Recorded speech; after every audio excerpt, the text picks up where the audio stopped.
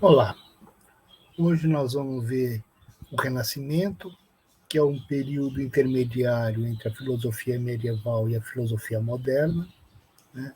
É um momento bastante singular da história do pensamento, né? Quando alguns sábios, principalmente na Itália, começam a retomar textos e filósofos da antiguidade que haviam sido, de certa maneira, negligenciados ou esquecidos até durante a Idade Média, né? Então, essa filosofia, que a gente pode chamar filosofia do Renascimento, tá?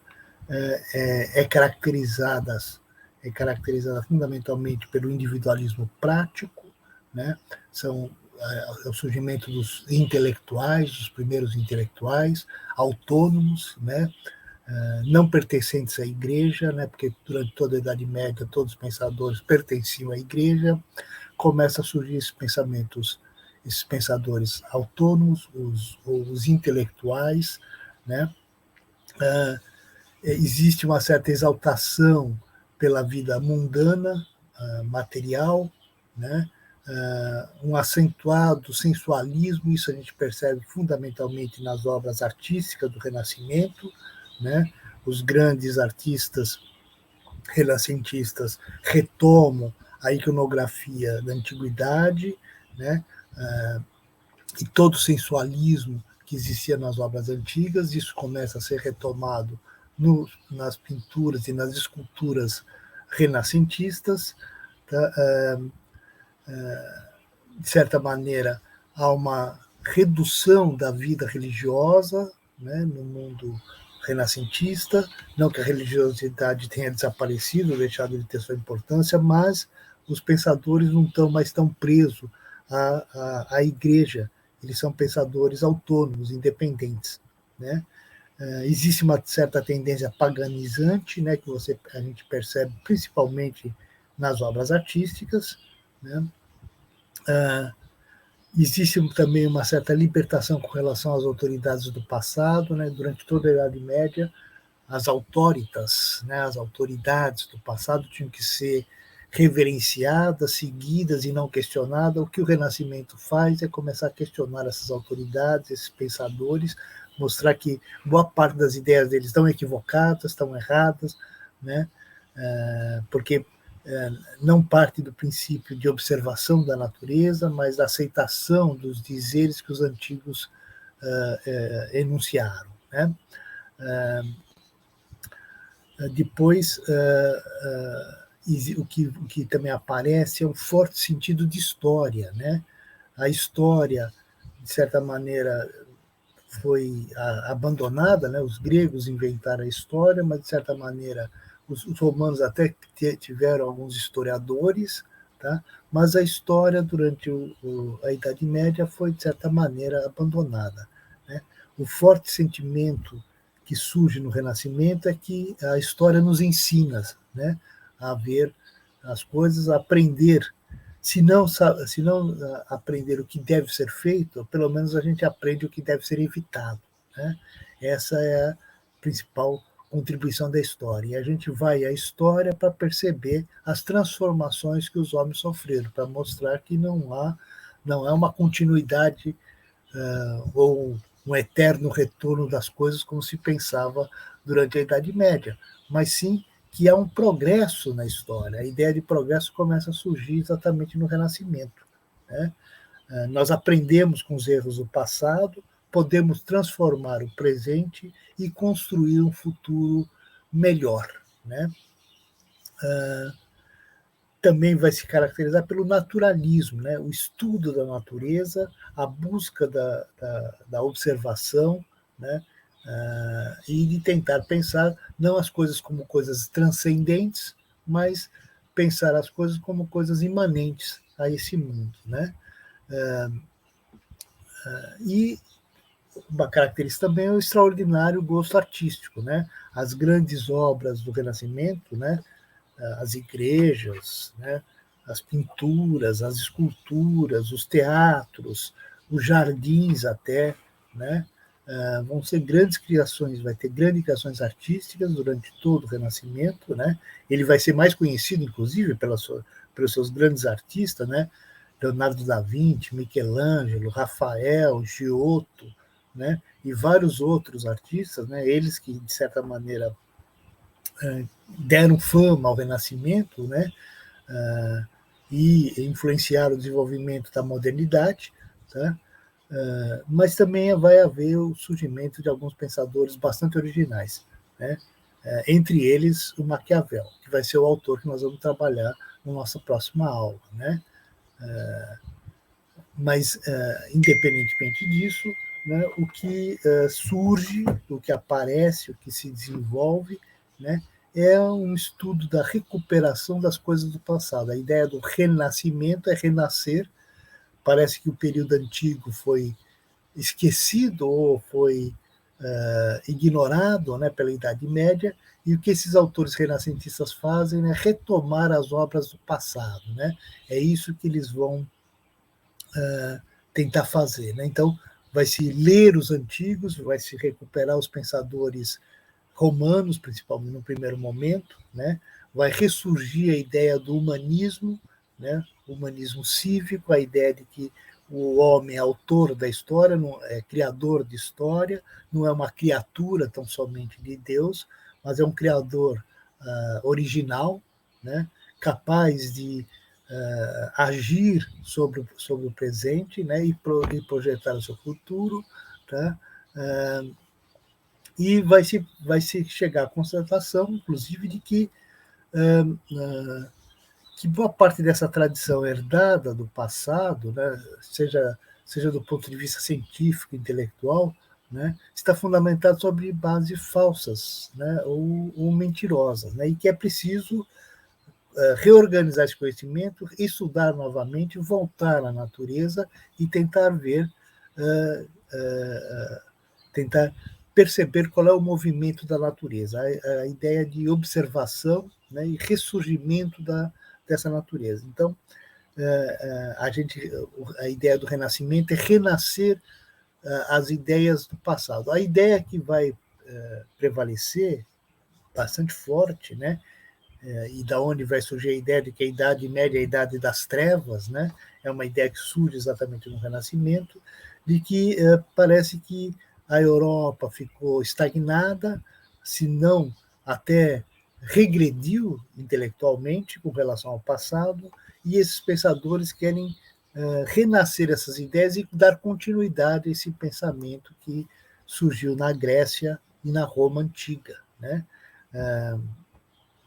Um dos motivos também que vai fazer com que isso ressurja de forma importante é o fato de os sábios gregos que estavam em Constantinopla, com a invasão dos turcos, fugiram para o resto da Europa, né, e trouxeram com eles os textos dos gregos antigos, né, a própria cultura grega vem com esses sábios, né, e essa cultura grega também vai influenciar o surgimento do pensamento, o desenvolvimento do pensamento humanista, né, na Renascença. Né? Então, essa migração dos sábios gregos de Constantinopla para a Europa Ocidental permitiu que eles aprenderem a ler no original, né, e terem acesso a uma série de textos filosóficos que não eram conhecidos na Europa. Né? Isso foi importante. Né?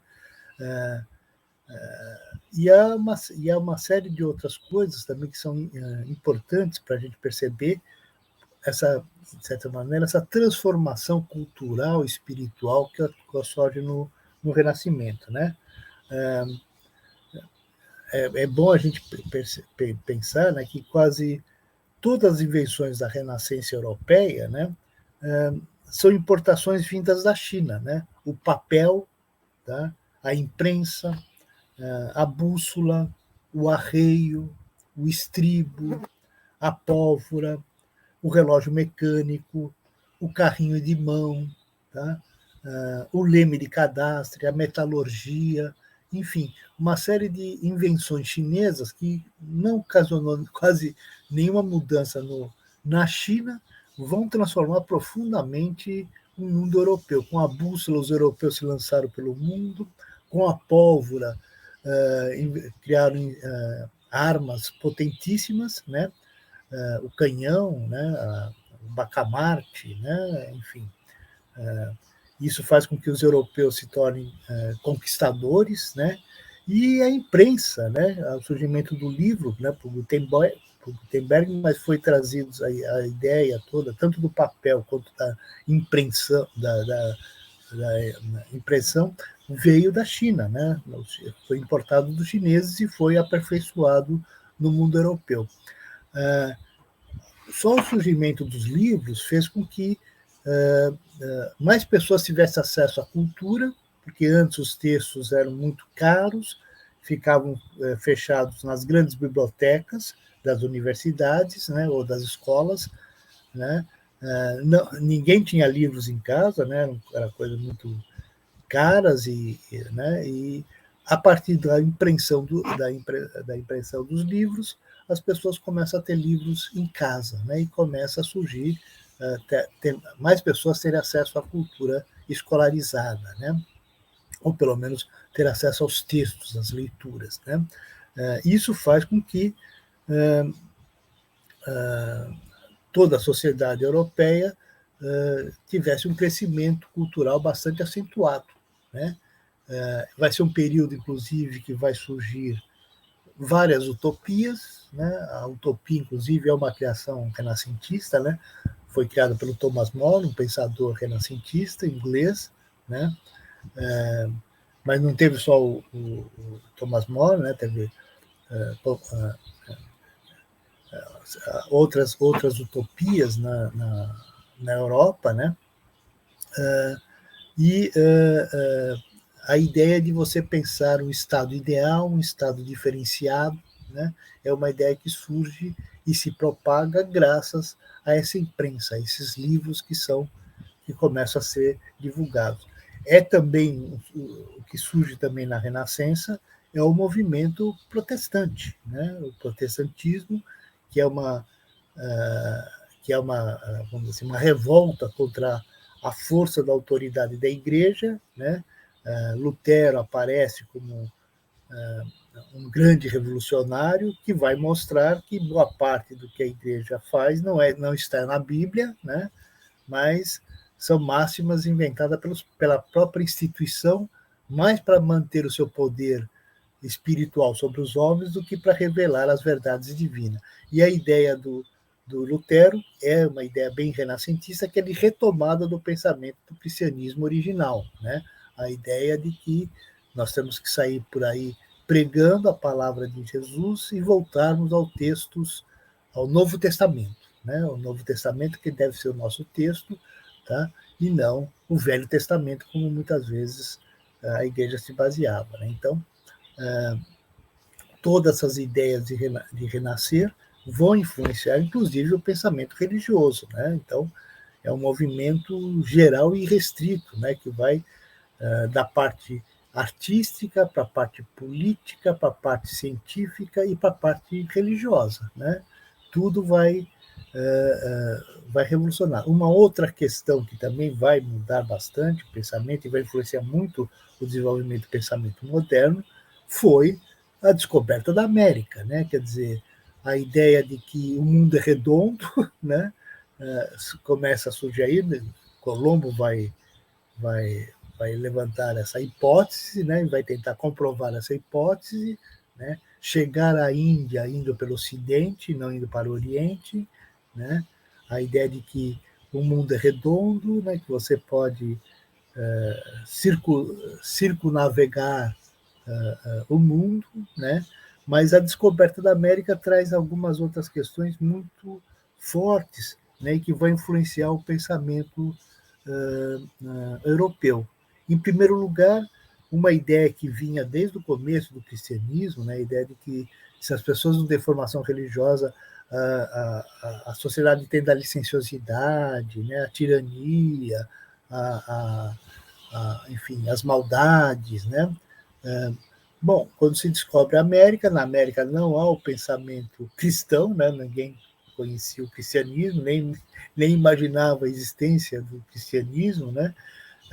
E o que se descobriu aqui, que espantou bastante os europeus, é que aqui, apesar das pessoas, por exemplo, andavam nuas, mas não havia, né, estupro, roubo, mentira, né, tudo que na Europa acontecia, né, e que as pessoas diziam que se não houvesse a religiosidade a gente se mataria, não acontece. Na Europa, né, na América, não tem a religião cristã e as pessoas são menos cruéis do que os europeus com a formação religiosa. Né? Isso vai criar um certo impacto no pensamento e de certa maneira, na concepção de que a religiosidade é fundamental para que o homem viva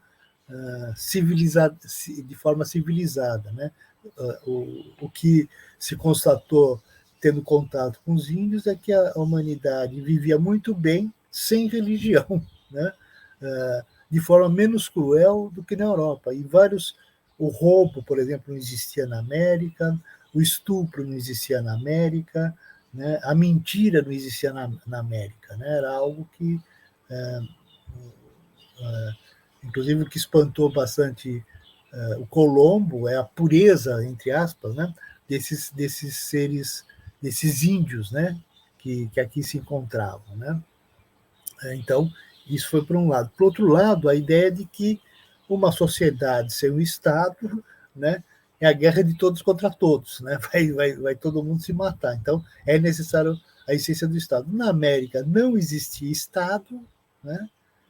E não era a morte, não era a guerra de todos contra todos. Né? Então, são duas questões que eram tradicionais do pensamento europeu, né, que você precisa do Estado para ter uma vida civilizada e da religião para ter uma vida justa. Né? Na América não havia nem a religião nem o Estado e se vivia de forma mais honesta, menos violenta, tá? E com menos guerras, né? do que ocorria na Europa. Então, veja, a descoberta da América vai também trazer um impacto muito grande no pensamento europeu. Né?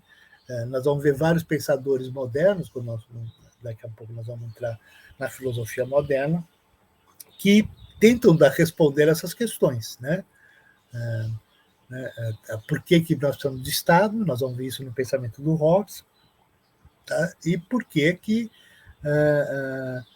não necessariamente a religião é importante para que a gente seja civilizado. Né? Isso nós vamos ver também no pensamento dos modernos. Né? De qualquer jeito, o que o Renascimento traz para nós, a ideia do Renascimento é de renascer esse pensamento antigo, é recuperar essas ideias que ficaram adormecidas, né, ou desconhecidas até durante a Idade Média, e são retomadas durante esse período. Né? Há um grande esforço de recuperar os textos dos filósofos republicanos, principalmente, né? os Cícero, Sêneca, né? Principalmente, né? E a influência dos dois vai ser muito grande no desenvolvimento do pensamento político. A retomada da ideia do humanismo, né? Que era muito forte na antiguidade, que foi, de certa maneira, esquecida durante a Idade Média, né? Vai ser retomada por esses pensadores renascentistas. Né?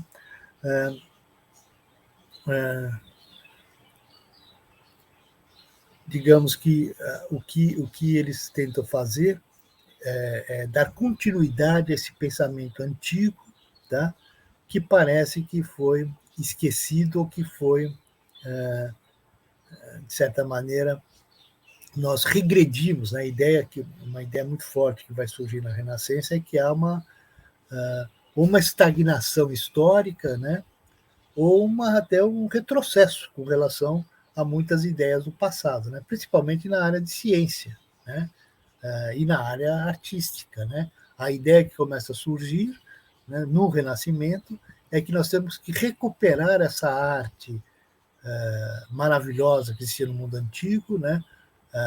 Toda a iconografia medieval não seguia a perspectiva, né? Os quadros não tinham perspectiva, eram chapados, vamos dizer assim, né? As figuras dentro dos quadros tinha seus tamanhos regulamentados pela sua função social, pela sua hierarquia. Então, se eu botasse um Jesus Cristo perto de um homem, Jesus Cristo seria muito grande e o homem pequenininho, né?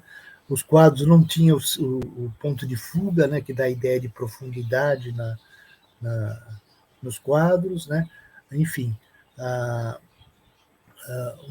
arte medieval, que era uma arte vamos dizer assim, menos realista, né? E mais ideológica, né? Ela tinha a função mais de transmitir os valores cristãos, né? E, de certa maneira, o medo que os padres tinham de a gente fazer idolatria das figuras, né? Então, as figuras não deveriam ser bonitas para a gente não idolatrar, porque eles acreditavam que no mundo antigo acontecia, né? O que os renascentistas fazem? Eles, de repente, descobrem novamente a ideia de fazer quadros com profundidade, né? Com planos, né? As esculturas também começam a ser realistas, né? Com um modelo de beleza, né? Com uma proporcionalidade que os estudos vão mostrar, né? E é o que, de certa maneira, a gente começa a ver, tanto na arte renascentista, principalmente na Itália, né? Que vai ser o lugar onde vai ser o apogeu dessa arte iconográfica, né? Seja pelas telas, né? Seja pela pintura de afrescos nas igrejas, né? Seja pela própria construção arquitetônica, né? As obras arquitetônicas que o Renascimento vai fazer, né? Os jardins, né? As fontes de água, né? Todos esses estudos, toda a parte artística se desenvolve a partir de estudos da natureza, né? De um certo desenvolvimento da geometria, né? Que de certa maneira foi abandonada, a geometria começa a ser retomada, os estudos de física começam também a ser retomados, né? As observações da natureza começam a ser observadas, né? Tanto que vai surgir, de um lado, o heliocentrismo, né? Vai se contrapor ao geocentrismo, né? O que Copérnico faz? O Copérnico estabelece que é a Terra que gira ao redor do Sol, e não ao contrário, né? Isso vem como? Vem com os estudos da natureza, né? As observações do mundo da natureza, né? A ideia de que o mundo está em movimento, tá? Esse movimento tem que ser estudado de forma científica, né? Através de observatórios, né? O pessoal começa a constatar que as estrelas nascem, crescem e morrem, porque acreditava-se desde a antiguidade que as estrelas eram eternas, né? O Renascimento vai constatar que há estrelas que estão morrendo, né? E que as estrelas não são fixas, também estão em movimento, né? Enfim, a observação da natureza passa a ser fundamental para a gente chegar às construções científicas, né? Não é porque a autoridade do passado falou que o universo era de determinada maneira que o universo é dessa maneira, né? O que os sábios renascentistas começam a perceber, inclusive que esses sábios da antiguidade, tá, não sabiam de muita coisa sobre a natureza. Por quê? Porque eles não partiam de observações, eles partiam de autoridades, né? O que determinada autoridade disse, isso deveria prevalecer. Os renascentistas criam põe em dúvida esses conhecimentos, né? Alguns filósofos, Nietzsche, por exemplo, vai chamar esse período do período da suspeita, quando os homens começam a suspeitar da sua sensibilidade. A sensibilidade é enganadora. Tanto que o que vai começar a surgir a partir do Renascimento são instrumentos de observação, né? O microscópio, o telescópio, né?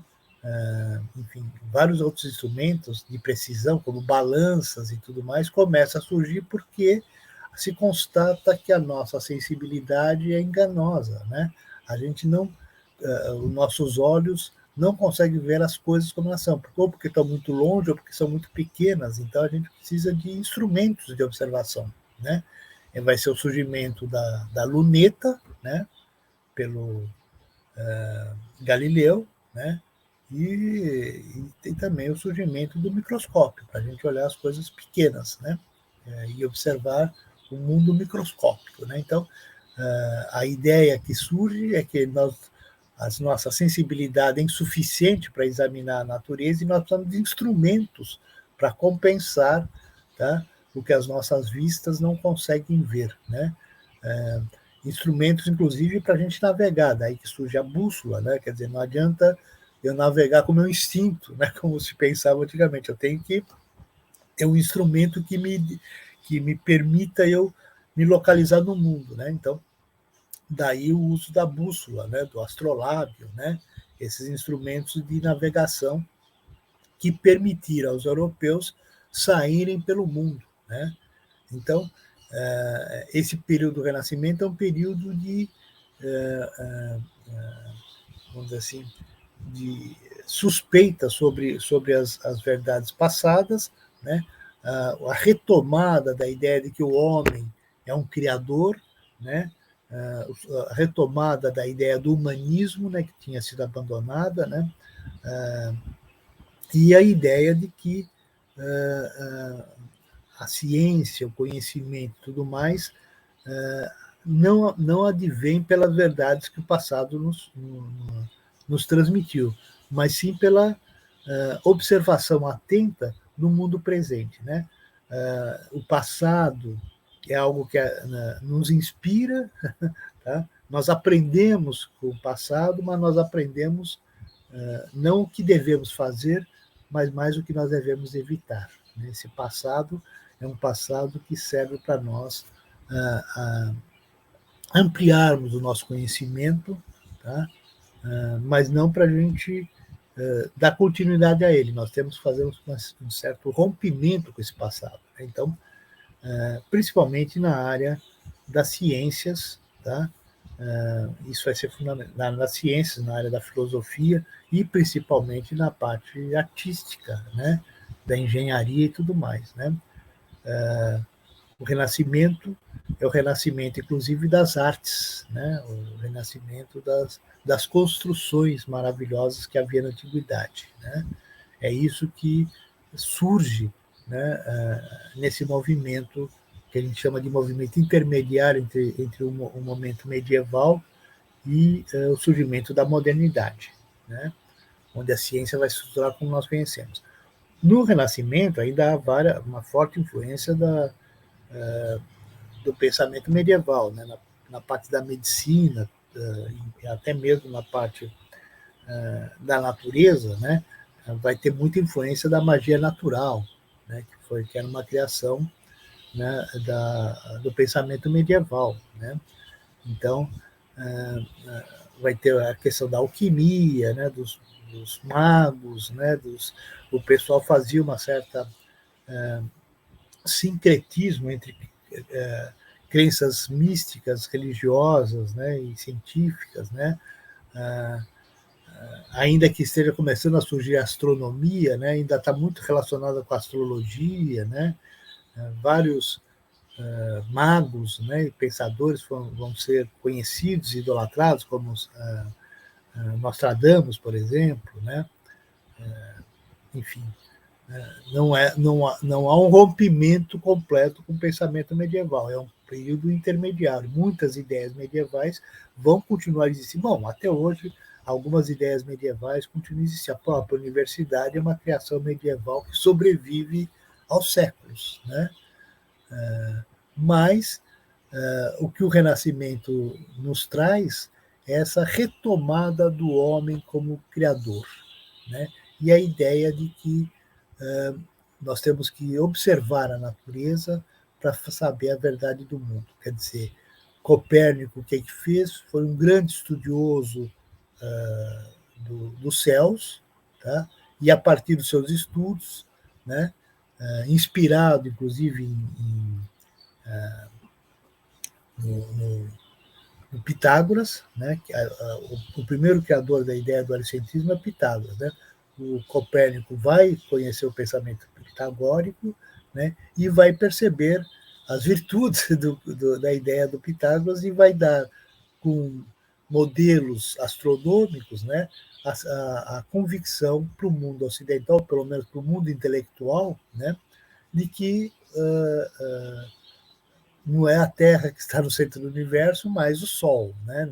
A Terra gira ao redor do Sol. E como é que ele faz isso? Com uma grande... Passou muito tempo observando os céus, né? E anotando os movimentos dos astros. Né?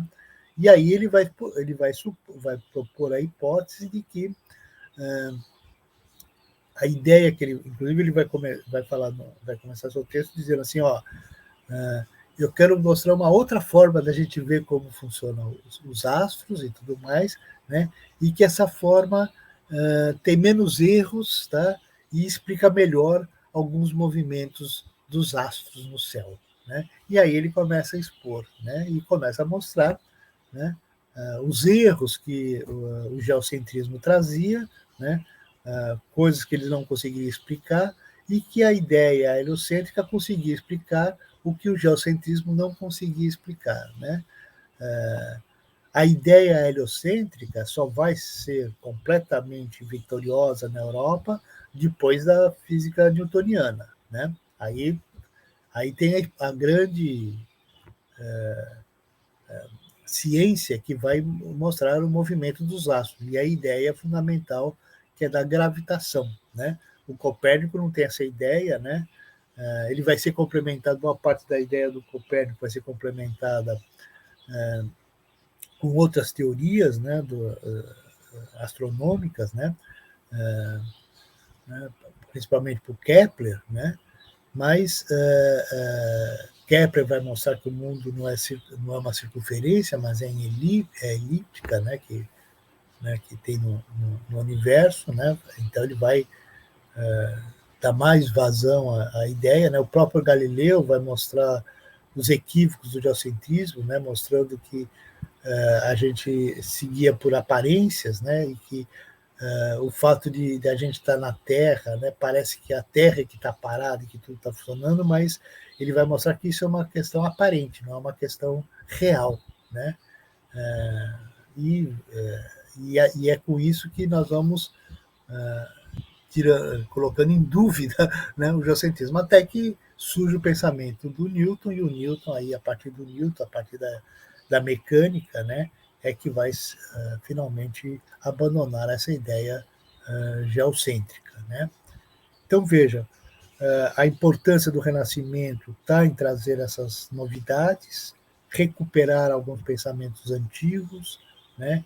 E nós vamos ver um dos grandes pensadores do Renascimento, que é o Maquiavel, né, que vai inaugurar o que a gente chama da política moderna. Né? Ele que vai ser o criador da ideia do realismo político, né, em contraposição ao idealismo. Né? Ele não vai mais defender um governo ideal, mas vai mostrar como funciona o governo real. Né? Essa que é a grande característica do Renascimento, né? Trazer para o mundo o realismo, tá? E abandonar as ideias místicas, religiosas, né? No caso do Maquiavel, sobre a governabilidade, né? Mostrar que o governo é coisa dos homens, não é coisa dos deuses, né? E que, assim como vários pensadores vão colocar que as questões sobre a natureza também independem da vontade de Deus. Deus criou o mundo, né? Ninguém vai... A ideia de que Deus não é o criador do mundo não vai passar, só vai surgir depois lá para o século XVIII, né? Aí sim que vão se colocar em dúvida se existe até Deus, né? Quando começa a surgir o ateísmo, tá? Mas o que vai se mostrar é que, independentemente da vontade divina, tá, o céu segue leis físicas. Né? E essas leis físicas podem ser conhecidas pela nossa racionalidade. Né? Essa racionalidade, que foi uma dádiva divina para os homens, tá, faz com que a gente consiga ver e captar os movimentos reais dos astros. Tá? Então, o mundo é acessível à nossa racionalidade, tá? E a nossa racionalidade é capaz de explicar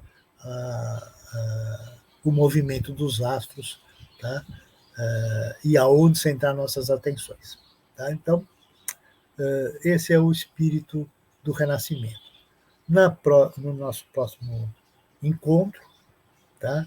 Eu vou trabalhar exatamente o príncipe do Maquiavel. Tá? Ele vai ser o nosso autor canônico do Renascimento, vai ser um grande modelo do pensamento renascentista. Tá? Então, até o nosso próximo encontro, tá? Quando nós vamos examinar, então, o príncipe do Maquiavel.